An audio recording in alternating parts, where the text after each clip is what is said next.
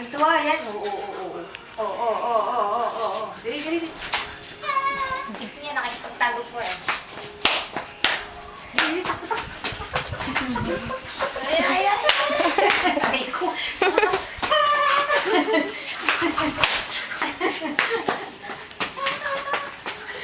Alright, aba. Sobra na.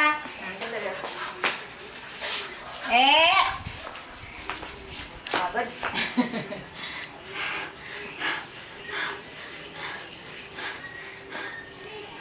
Itakbo to yung Nakatingin sa akin. exercise to yung maga. Oo, natakbo yun to yung maga. Yung gusto niya yung paikot-ikot. Nagadala lang yun ng newspapers. Pagod. Tama na muna.